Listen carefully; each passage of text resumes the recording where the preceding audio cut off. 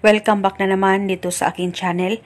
Panibagong araw, panibagong video na naman tayo ngayon. May ibabahagi na naman ako sa inyo ngayon na ritual. Ito'y simpleng gabay at simpleng pamamaraan at ito ay makakatulong sa inyo. At kung bago sa channel ko, ay huwag niyo pong kalimutang mag-subscribe at pindutin ang notification bell para palagi kayong updated sa mga bago kong videos. Gusto mo ba na maging atat na makita at makausap ka ng partner mo o ng mahal mo, boyfriend o girlfriend mo? Lalong-lalo na ngayon na nararamdaman mo na ikaw ay baliwala na lang sa kanya. Kaya gawin mo lamang itong ritual na ituturo ko sa inyo ngayon. Dapat kayo ay palaging naniniwala sa mga ganitong pamamaraan. At ang ritual na ito ay pwede ito gawin sa kahit na anong araw o oras na gusto mo.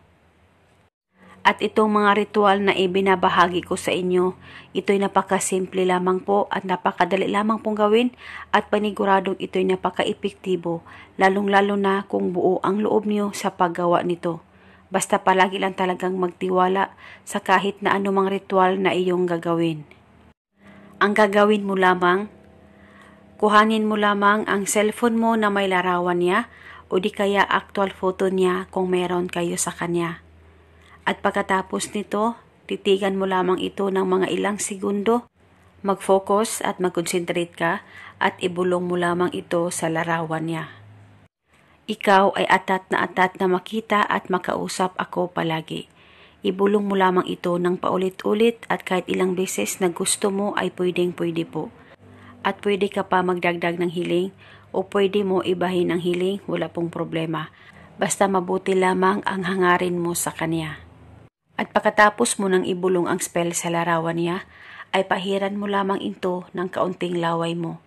Pahiran mo lamang ang larawan niya dyan sa cellphone mo o actual photo niya na ginagamit mo sa ritual.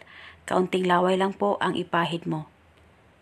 At pagkatapos ay pwede mo nang itago ang larawan niya kung actual photo ang ginamit niya sa ritual.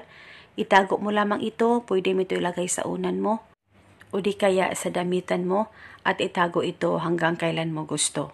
At ang ritual na ito ay pwede ito gawin araw-araw sa kahit na anong oras. Bulungan nyo lamang ang kanyang larawan at pahiran nyo lamang ito ng kaunting laway mo. At ito muna sa ngayon. Maraming salamat po sa panunood. May